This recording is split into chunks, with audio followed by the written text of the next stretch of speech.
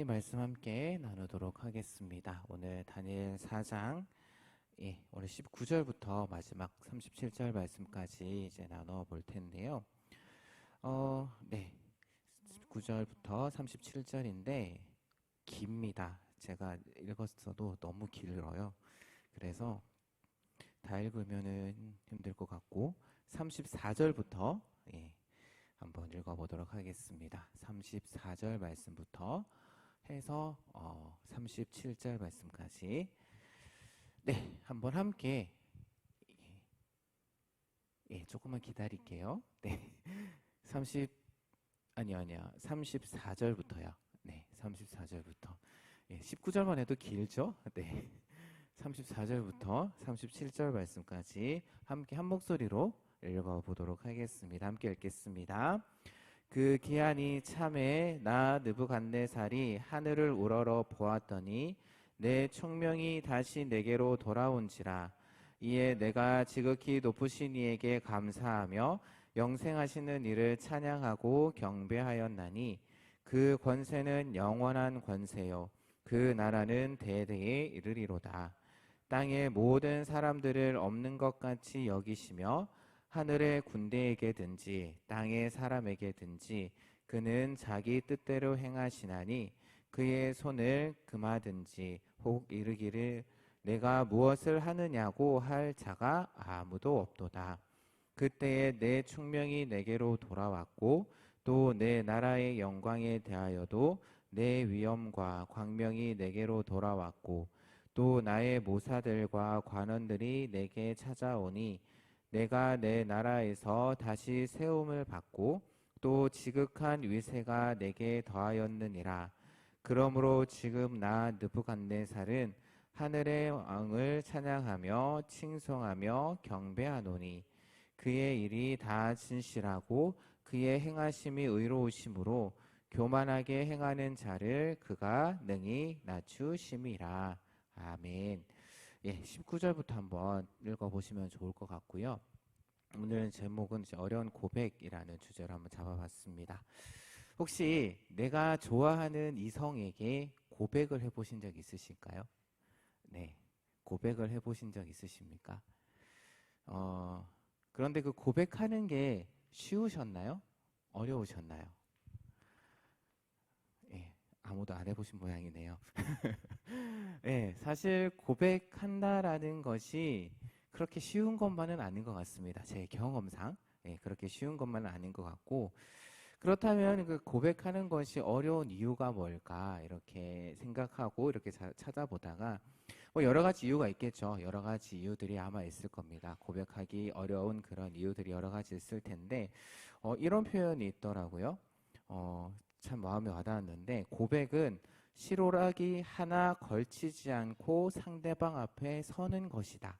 그러니까 아무것도 입지 않고 상대방 앞에 서는 것이 고백이다 라는 그러한 표현이 있더라고요. 그러니까 상대방에게 자신의 마음을 그냥 아무런 그런 가림막 없이 스스럼 없이 보여주는 것이 고백이기 때문에, 그래서 그 고백이 어렵다라고 그렇게 해석을 하는 것도 보았습니다. 그런데 이제 왜 생각을 해보면 우리가 신앙생활을 할 때도 신앙생활을 하는 데 있어서도 참 고백하기 어려운 것이 있다라는 생각을 오늘 말씀을 보면서 이제 해보게 되었는데요. 그것은 이제 느부갓네살 왕의 모습을 통해서 우리가 한번 살펴봤으면 좋겠습니다. 지난 시간에 이제 느부갓네살 왕이 꾼 꿈에 대한 말씀을 잠깐 나누었는데요. 느부갓네살에게 꿈 이야기를 들었던 다니엘은 오늘 말씀 시작하는 부분을 보게 되면 어떻게 이야기를 하냐면은 다니엘이 한동안 놀랐고 마음으로 번민하였다. 그러니까 몹시 당황했다라는 거죠. 그러니까 느부갓네살 왕이 꿈을 이야기를 했을 때, 그 꿈 이야기를 들었을 때 처음에 많이 놀라고 당황했다라고 이야기합니다. 번민했다라고 그렇게 이야기합니다. 그 이유에 대해서는 잠시 후에 말씀을 드리고요. 오히려 그렇게 이제 표정에서 그것이 나타나니까 오히려 느부갓네살 왕이 다니엘을 안심시킵니다. 더 이상 번민하지 말고 말해라, 괜찮다 말해라 라고 그렇게 이야기를 하고 왕의 명령에 다니엘이 입을 열게 됩니다. 그러면서 이제 먼저 꿈을 해석하기 전에 자신의 그런 안타까운 마음들, 어떻게 보면 조금 연민의 마음을 표현을 하고 있습니다. 그러니까 그 당시에 바벨론의 꿈을 해석하는 자들이 꿈을 해석할 뿐만 아니라 만약에 그 꿈을 해석했을 때에 그 내용이 조금은 좋지 않은 나쁜 그런 내용일 때는 어떤 주술이라든지 어떤 제의적인 그런 행동을 통해서 그것을 해결하려고 하는 그러한 일을 했다라고 합니다. 그래서 이제 다니엘은 지금 지혜자, 그러니까 바벨론 모든 지혜자의 이제 수장의 자격으로 그 바벨론의 전통에 따라서 그 왕의 꿈이 그대로 이루어지지 않도록, 그러니까 꿈대로 이루어지지 않도록 제의적으로 이제 모든 수단을 동원을 해서 그렇게 막아야 했지만 그 왕이 꾼 꿈이 지극히 높으신 이가 명령, 즉 하나님께서 명령하신 것이기 때문에 바꿀 수 없는 것임을 알았기 때문에 그 왕이 앞으로 처하게 될 그런 운명에 대해서 안타까운 마음과 연민의 마음을 드러내는 것 말고는 다니엘이 할 수 있는 것이 아무것도 없었던 거죠. 그래서 이제 그런 마음을 먼저 피력한 다음에 다니엘은 이제 왕이 꿈 이야기를 다시 말한 후에 해석을 하는 그러한 식으로 이야기를 이어나갑니다.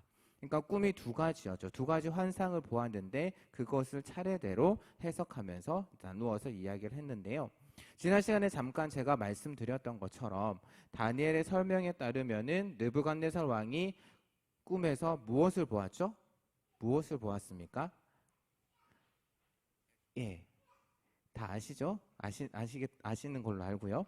나무를 보았습니다. 큰 나무를 보았는데 그 나무가 바로 느부갓네살 왕을 가리킨다라고 이야기를 하고 있고요. 그 나무가 하늘에 닿기까지 크게 자라나서 세상 어디에서나 다 볼 수 있도록 자라난 것처럼 왕의 권세가 더욱 커져서 하늘에 닿고 땅 끝까지 이르게 될 것이다 라는 그런 의미를 가지고 있다. 즉 바벨론 왕이 온 세상을 통치하는 왕으로 인정을 받는 그러한 일이 일어나게 될 것이다 라고 그렇게 해석을 하고 난 뒤에 두 번째 환상에 대한 해석에 대해서 이야기를 합니다. 그런데 그 이야기를 하기 전에 어떤 이야기를 먼저 하냐면은 이 꿈과 해석이 지극히 높으신 이가 명령하신 것이다. 즉 지금 자신이 그렇게 꿈을 이야기를 하고 해석을 이야기를 하지만 그것이 내가 한 것이 아니라 지극히 높으신 이가 나에게 알려주신 것이다 라고 그렇게 먼저 이야기를 한 후에 해석을 합니다.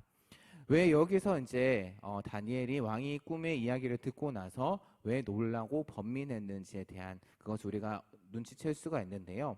그러니까 해석을 보게 되면 왕은 왕궁에서 사람들에 의해서 쫓겨나서 들짐승과 함께 살게 되고 마치 소처럼 풀을 먹고 그래서 하늘에서 내리는 이슬에 젖어서 일곱 대에 대한 해석이 참 다양하긴 한데 뭐 7년이라는 것도 있고요. 어쨌든 여러 가지 해석들이 있는데 어쨌든 7대를 지내야 한다.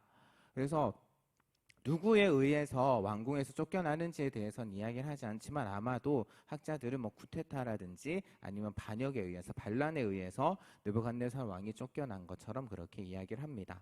하지만 말씀을 보게 되면 실제로는 하나님이 느부갓네살에게 뭔가 가르쳐 주시기 위해서 뭔가 이야기를 하시기 위해서 내린 징벌로 보는 것이 오히려 더 정확할 것 같습니다. 제가 그렇게 말씀드리는 이유는 뭐냐면은 나중에 이후에 느부갓네살 왕이 이제 비참하고 낮은 자리에 쫓겨나고 난 이후에 쫓겨나서야 지극히 높으신 이가 사람의 나라를 다스리고 자기 뜻대로 그것을 누구에게 주시는 줄을 깨닫기 때문에 그렇게 해석할 수가 있다라는 것이죠. 즉 역사를 주관하시는 분이 이스라엘의 하나님이심을 깨닫도록 하기 위해서 하나님께서는 느부갓네살 왕에게 그런 꿈을 주시고 또한 징벌을 내리게 되신 겁니다. 하지만 그 권력을 완전히 빼앗아 가버리는 것이 그 최종 목표가 아니었습니다.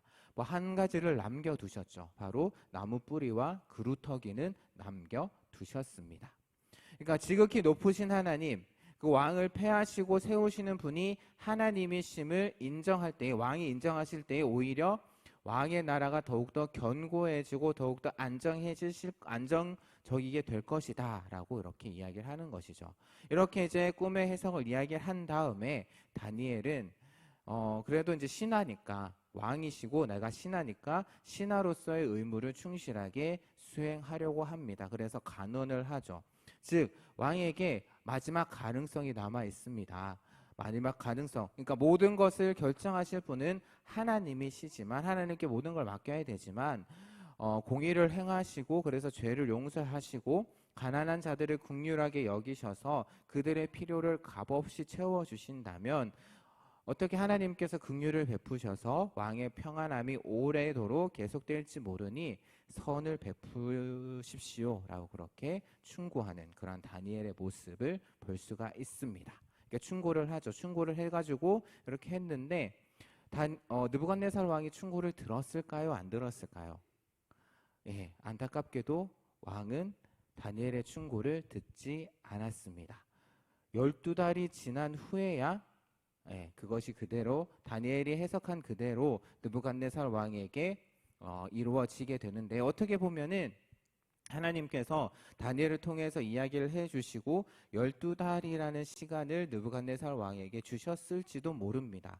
하지만 느부갓네살 왕은 그 시간을 그냥 흘려보냈던 것이죠.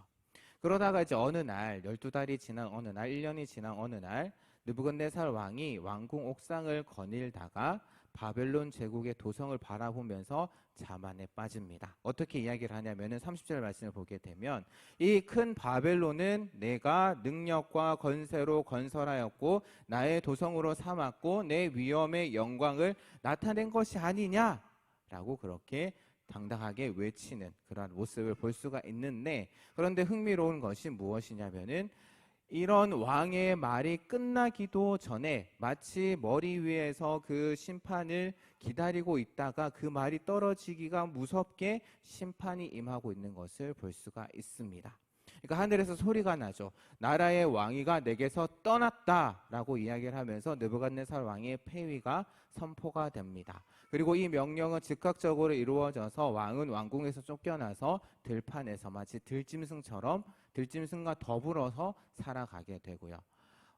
권력에서 쫓겨났을 뿐만 아니라 완전 인간 사회와는 완전히 격리된 그러한 모습을 오늘 말씀을 통해서 볼 수가 있습니다. 그래서 결국에는 다니엘이 왕에게 해석한 그대로 지극히 높으신 이가 명령하신 그대로 느부갓네살 왕에게 이루어지게 된 것이죠. 하지만 앞서서 말씀드렸던 것처럼 완전한 멸망이 하나님의 뜻은 아니었습니다. 그래서 오늘 우리가 읽었던 말씀을 보게 되면 기한이 참해라는 말로 시작을 하죠.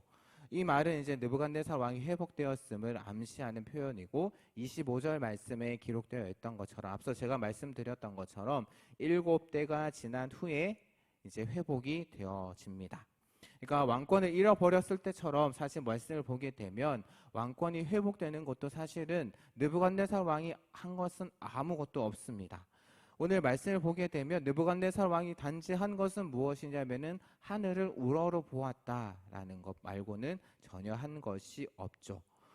하늘을 우러러 보는 그런 행동은 어떤 행동이냐라고 한다면은 이제 상황이 절망적이기 때문에 이제 더 이상 도움을 구할 수 있는 사람도 없고 그냥 겸손한 마음으로 하늘을 바라보는 무언의 간구, 도움을 구하는 하늘의 어떤 존재에게 간구하는 그러한 것이죠. 자신의 겸손함을 드러내는 그러한 행동이 아닐까 합니다. 그래서 자신의 한계를 인정하고 하늘만 바라본 그런 느부갓네살에게 하나님께서 응답을 하셨고 그래서 다시금 왕권이 회복되어지고 신하들도 찾아오게 돼서 다시금 나라의 일을 의논하게 되고 나라를 다스리게 되는 그리고 또한 이전보다 더 큰 건세와 위엄을 갖게 되는 그렇게 회복이 되어지고 그런 일이 일어난 이후에 느부갓네살 왕은 찬양으로 그런 하나님의 일을 화답하고 있습니다. 그러니까 34절부터 이제 우리가 읽었던 쭉 내용들이 이제 하나님을 찬양하는 그러한 내용입니다.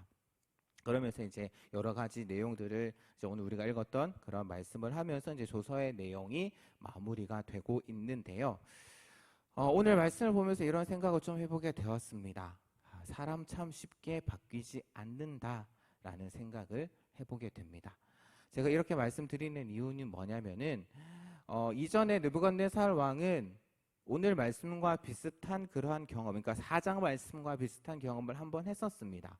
그러니까 자신의 마음을 불편하게 하는 꿈을 꾸었고 그리고 그 아무도 풀 수 없을 것 같은 그러한 꿈을 다니엘이 해결해 주었죠. 그리고 다니엘을 높였습니다. 그리고 얼마의 시간이 흐른지는 알 수가 없지만 그때와 비슷한 상황이 되었죠. 그래서 사실 처음 꿈 해석 사건이 일어난 이후에 다니엘이 그 꿈을 해석해 주었고 자신이 그 꿈을 주신 그 하나님을 찬양했음에도 불구하고 3장 말씀을 보게 되면 어떤 사건이 일어났습니까? 바로 금신상을 세우죠.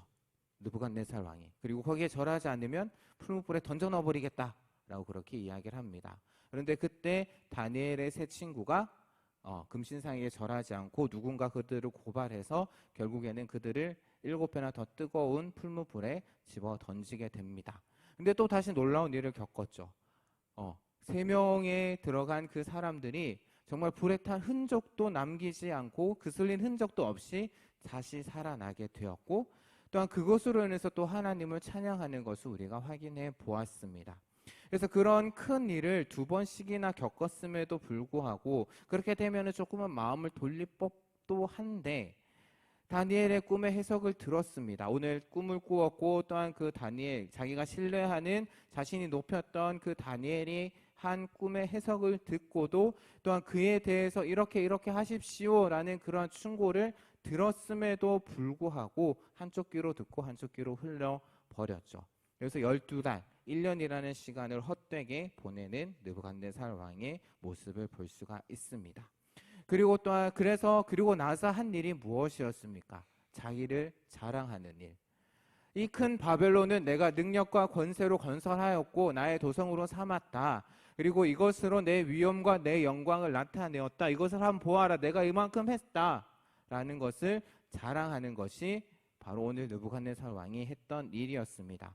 역사적으로도요, 느부갓네살 왕은 수많은 전쟁에서 이겼고 승리했고, 그래서 많은 전리품들과 약탈물들, 그리고 또한 점령지에서 데려온 포로들을 이용을 해서 바벨론 제국의 수많은 주요 도시들을 건설했고, 또한 성전들도 대대적으로 건설했다라고 합니다.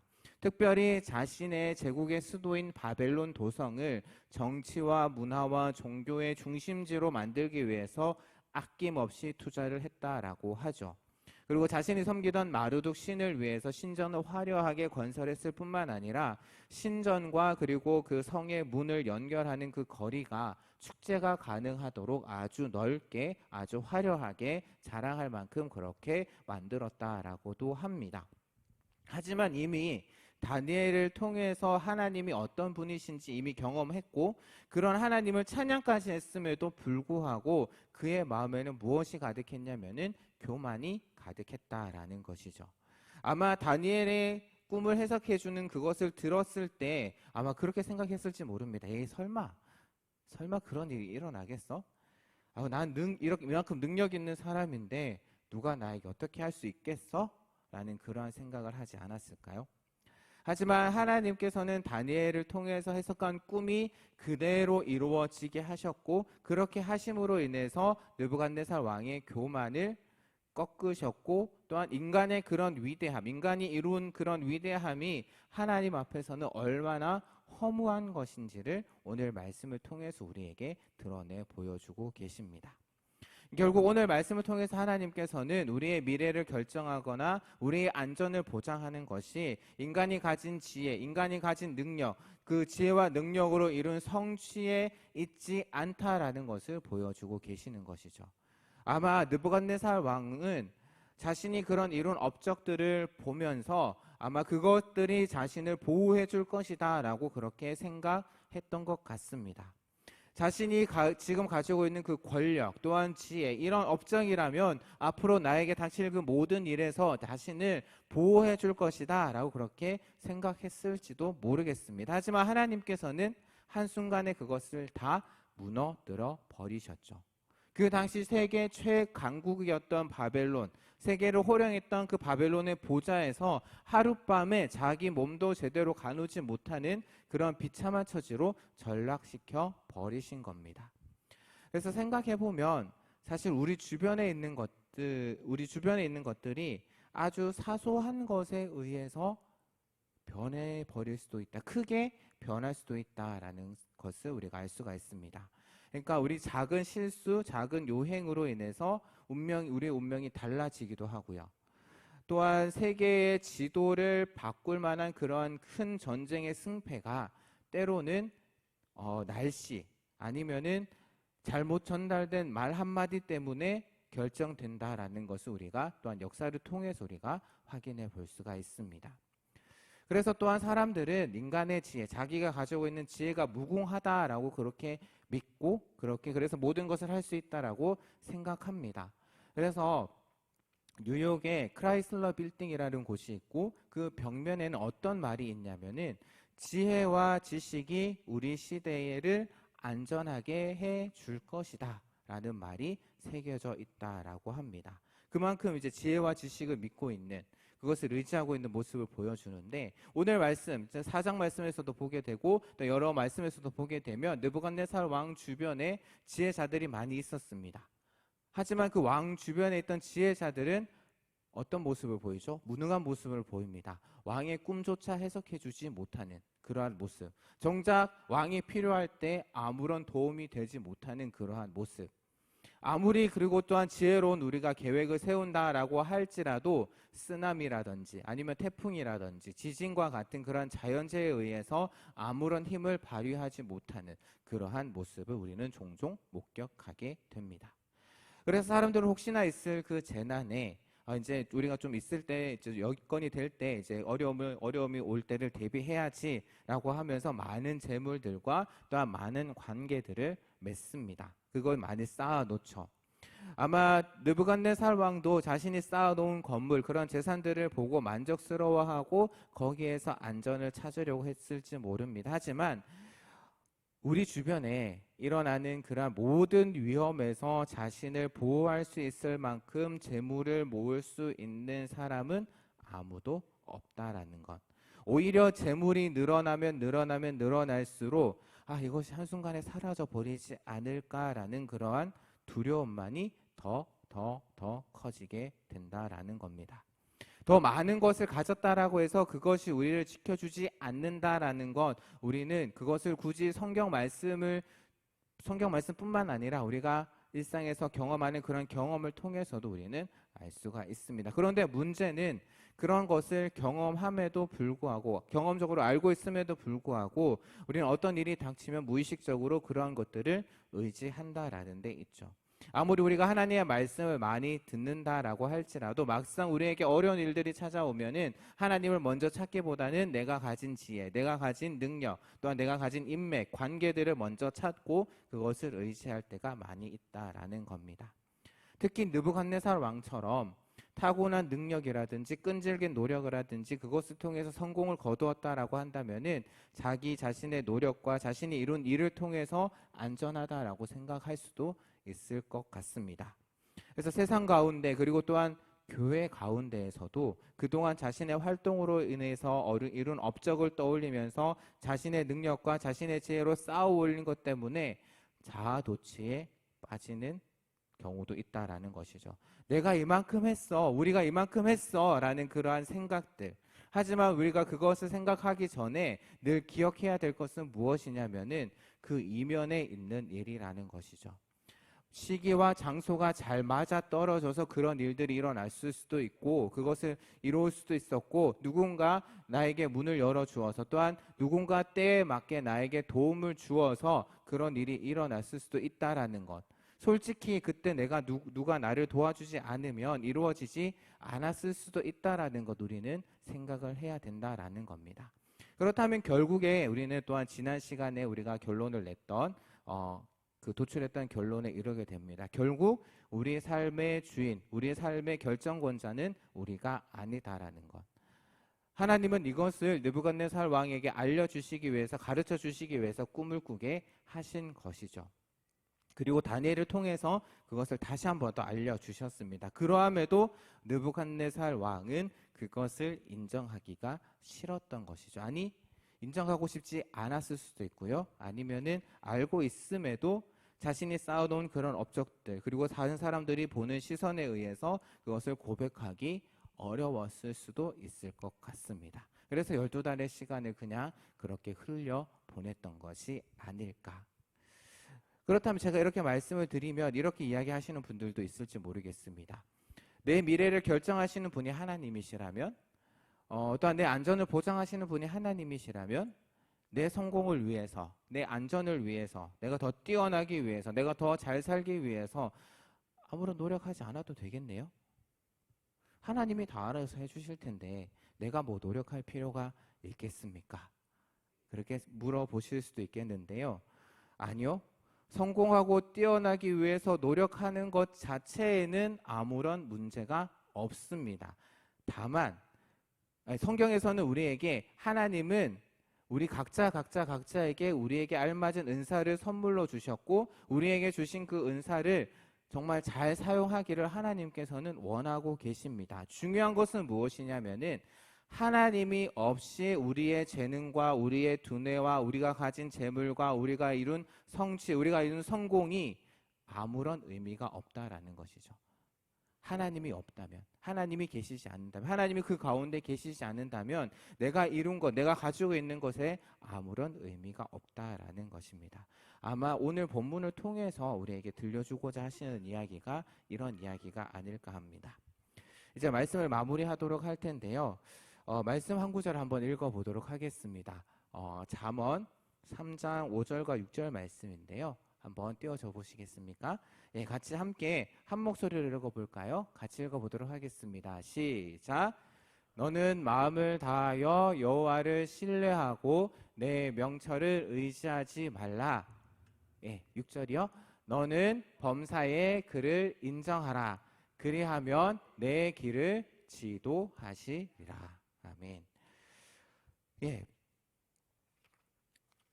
내가 가진 것, 내가 이룬 것, 그것들을 의지하지 말라라고 이야기를 합니다. 모든 일 가운데 하나님을 인정하라. 솔로몬이 이야기를 하는 것이죠. 그렇기 때문에 하나님께서 내 삶의 주인이심을, 하나님께서 내 삶의 통치자이심을 내 삶의 매 순간순간마다 인정하는 그런 저와 여러분이 되었으면 좋겠습니다. 하지만 그것이 어려운 고백일 줄 압니다. 하지만 그것이 그리스도인으로서 반드시 해야 될 고백이다라는 것이죠. 우리가 하나님 앞에 가는 그날까지 우리가 늘 기억하면서 우리 마음속에 늘 담아두어야 하고 우리 삶 가운데 드러내야 할 고백이 하나님께서 내 삶의 주인이시고 내 삶의 통치자이시다라는 것, 우리는 그것을 늘 고백하면서 그것을 드러내면서 우리는 살아가야 합니다. 그래서 이것은 마음에 늘 새기고 삶 가운데 고백하면서 인정하면서 하나님께서 나에게 주신 은사, 선물들, 능력들, 지혜로 매 삶의 매 순간순간 나에게 주어진 일에 최선을 다하십시오. 그럴 때 하나님께서 우리의 길을 인도하시고 지도해 주시고 그래서 우리를 푸른 초장과 쉴만한 물가로 인도해 주실 것입니다. 그래서 그것을 믿으며 날마다 하나님께서 내 삶의 주인이십니다. 하나님께서 내 삶의 주권자이십니다를 늘 고백하며 살아가는 우리 모든 귀한 청년들 되기를 주님의 이름으로 부탁드립니다. 이제 함께 찬양 드리면서 이제 헌금하는 시간 갖도록 할 텐데요. 아마 오늘 찬양 드리는 거 좀 처음 들어보시는 분들도 계실 것 같습니다. 함께 찬양하도록 할게요. 더욱이라는 찬양인데 함께 가사를 생각하면서 함께 찬양해 보도록 하겠습니다.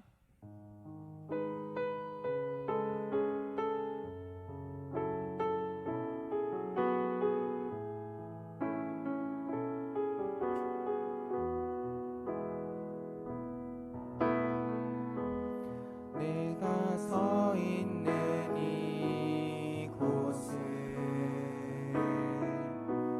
하나님 다스리는 곳, 내가 사는 이 삶의 주인은 오직 하나님이. 다시 한 번 더 할까요? 내가 서 있는 이곳은, 내가 서 있는 이곳은 하나님 다스리는 곳,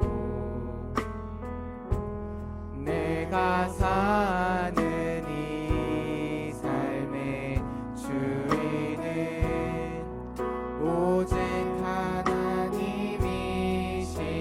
주의 뜻을 따라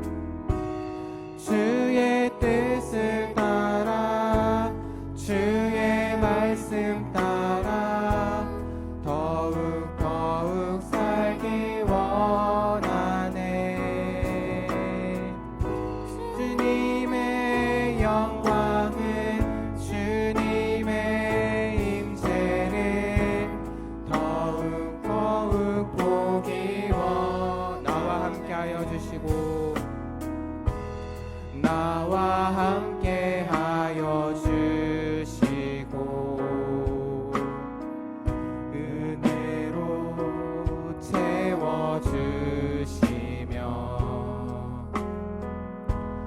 푸른 초장 맑은 물가로 언제나 인도하여 주시 주의 뜻을 따라 주의 뜻을 따라 주의 말씀 따라 더욱 살기 원하네 주님의 영광을 주님의 임재를 더욱 다시 한번 찬양해 보겠습니다. 내가 서 있는 이곳은 하나님 다스리는 곳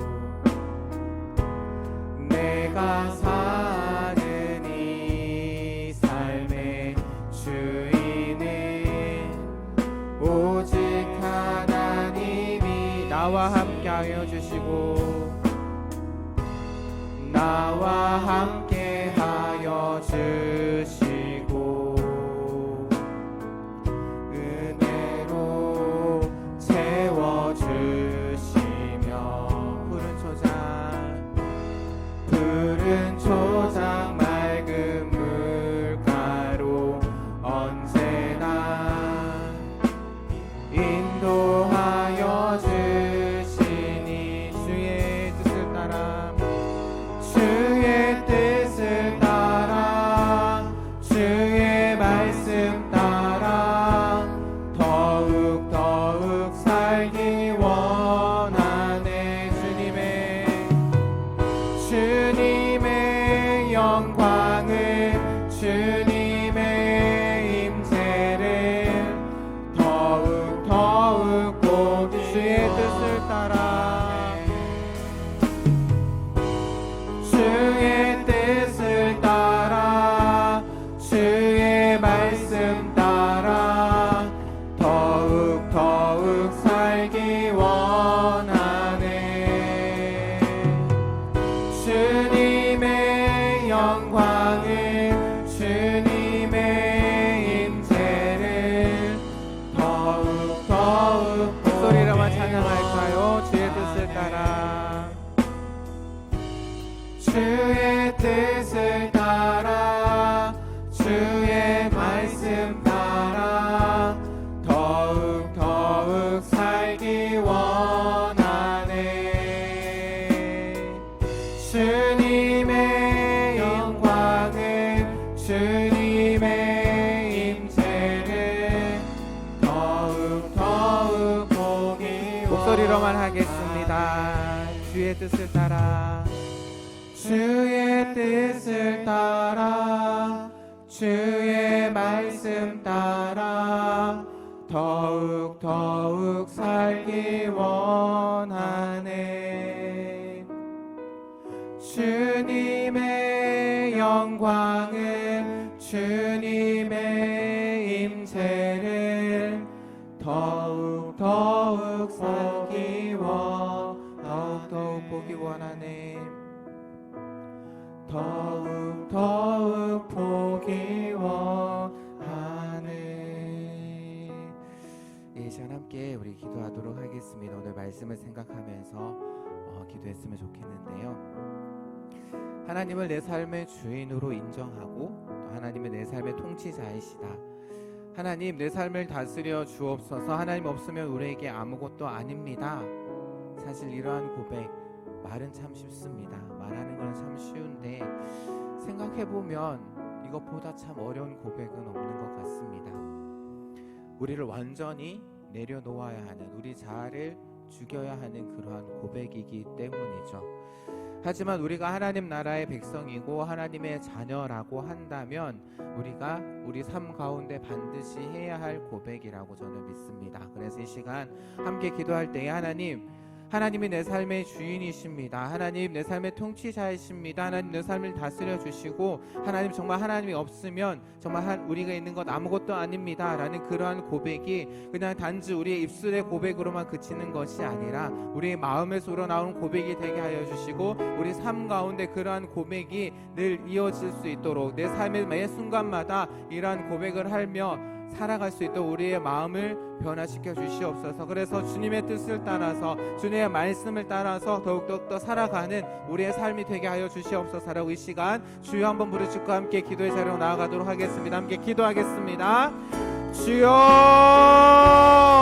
하나님 아버지 감사합니다. 오늘 느부갓네살 왕의 그런 모습을 보면서 하나님 아버지여 하나님께서 내 삶의 주인이십니다. 하나님께서 내 삶의 통치자이시고 결정권자이시고 내 삶을 다스려 나가시는 분이십니다. 하나님 내 삶을 다스려 주시옵소서. 내 삶을 주관하여 주시옵소서. 하나님이 없으면 아무것도 아닙니다 라는 그런 고백 하나님 아버지 그것이 말은 쉽지만 정말 하나님 아버지여 그런 고백을 하는 것이 얼마나 어려운지 하나님 우리는 너무나도 잘 압니다. 내 자아를 내려놓아야 하고 내 자아를 죽여야 하는 그런 고백이기에 하나님 아버지여 날마다 우리가 그런 고백을 해야 함에도 불구하고 하나님 아버지의 내 지혜와 내가 가지고 있는 것으로 또 내가 이룬 것으로 인해서 또 하나님 아버지여 또 내가 맺은 관계를 통해서 하나님 그런 것들이 내려놓는 것이 얼마나 힘든 것인지 하나님 우리가 삶을 통해서 우리가 경험하게 됩니다. 말씀을 통해서 우리가 깨닫게 됩니다. 하나님 아버지 우리의 심령과 우리의 마음을 변화시켜 주셔서 하나님 아버지 주님께서 내 삶의 주인이십니다. 하나님께서 내 삶의 주인이십니다. 하나님 내 삶을 다스려 주시옵소서. 하나님 아버지 세상의 것을 의지하지 않고 하나님 온전히 하나님만을 바라보며 온전히 하나님만을 의지하며 살아가기 원합니다. 그런 고백이 하나님 아버지 내 마음 가운데서 우러나오는 그런 고백이 되게 하여 주옵소서. 그래서 하나님 아버지여 하나님께서 내 삶을 다스려 주시옵소서. 그래서 하나님께서 내 삶을 인도하여 주시옵소서. 그래서 하나님께서 나를 푸른 조정과 신만한 물가로 인도하실 것임을 믿고 우리가 하나님의 뜻을 따라서 주님의 말씀을 따라서 살아가게 하여 주시고 그러한 삶을 살아갈 때에 주님의 영광과 주님의 임재를 경험하며 살아가는 우리 모든 귀한 청년들 되게 하여 주옵소서. 하나님 아버지 어려운 고백인 줄 압니다. 어려운 고백인 줄 압니다. 내 자아를 내려야 되고 내 자아를 죽여야 하는 그런 고백이기에 어려운 고백인 줄 압니다. 하지만 우리가 하나님의 백성으로 부르심을 받았고 하나님의 자녀로 부르심을 받았기에 우리가 당연히 해야 하는 고백임을 오늘 말씀 통해서 깨닫습니다. 하나님 아버지 그러한 고백을 하며 그러한 고백이 우리의 삶을 통해서 나타날 수 있도록 우리 청년들의 마음과 우리 청년들의 생각을 주님 주장하여 주시옵소서. 그래서 우리 청년들의 삶을 통해서 하나님의 임재와 하나님의 영광이 이 땅 가운데 충만해질 수 있도록 하나님 우리 청년들을 사용하여 주시옵소서. 하나님의 삶과의 어려운 줄 압니다. 삶이 힘든 줄 압니다. 그럼에도 불구하고 하나님께서 나를 불러주셨기에 하나님께서 나에게 하나님은 나를 사랑한다라고 고백하시기에 그러한 삶을 살아가는 우리 모든 귀한 청년들 되게 하여 주옵소서. 주의 뜻을 따라 주의 말씀 따라 더욱 살기 원하네. 주님의 영광을 주님의 임재를 더욱 보기 원 주의 뜻을 따라 주의 뜻을 따라 주의 말씀 따라 더욱 살기 원하네. 주님의 영광을 주님의 임재를 더욱 보기 원하네. 더욱 보기 더욱 살기 원하네. 더욱 살기 원하네. 하나님 아버지 감사합니다. 오늘도 저희들에게 귀한 한 날 허락하여 주시고 또 하나님 말씀을 함께 청년들과 나누게 하심을 감사드립니다. 오늘 느부갓네살 왕에게 보여주셨던 꿈을 통해서 이 세상의 진정한 통치자가 누구인지 또한 내 삶의 주인이 누구인지 하나님께서 우리에게 보여주셨습니다. 이 세상의 지혜와 이 세상의 능력 그리고 또한 이 세상이 이룬 업적이 아무리 뛰어나다라고 할지라도 하나님이 없이는 아무것도 아님을 오늘 말씀을 통해서 알게 해주시니 감사드립니다. 하지만 하나님 아버지, 우리가 삶을 살아가면서 하나님께서 내 삶의 주인이십니다. 하나님께서 내 삶의 주권자이시고 통치자이십니다. 그것을 고백하는 것이 얼마나 어려운지요. 그 모습 온 느부갓네살 왕의 모습을 통해서 보았습니다. 우리가 하나님의 백성이기에 우리가 날마다 우리의 삶 가운데 해야 하는 고백임에도 불구하고 그 사실을 잊고 내가 내 삶의 주인이 되어서 살아왔던 적이 너무나도 많습니다. 하나님, 하지만 그것이 비록 어려운 고백이라고 할지라도 그 어려운 것을 거뜬하게 해내는 우리 모든 귀한 청년들이 될 수 있도록 우리 청년들의 마음을 주장하여 주시옵소서.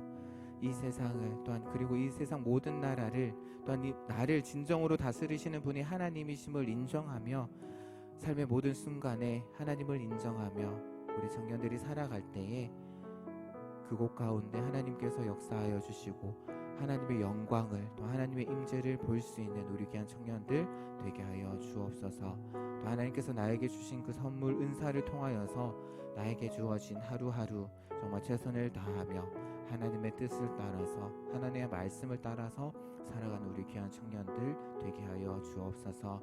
귀한 예물을 하나님 앞에 드립니다. 기쁘게 받아주시고 힘들고 어려운 시대 가운데 살아가고 있는 우리 귀한 청년들, 정말 풀무불과 같은 그런 세상 가운데서 살아갈 때 늘 함께하여 주시고 이 땅 가운데서 하나님의 백성으로 살아가기 위해서 정말 몸부림치고 노력할 때에 힘과 지혜와 능력을 더하여 주시옵소서.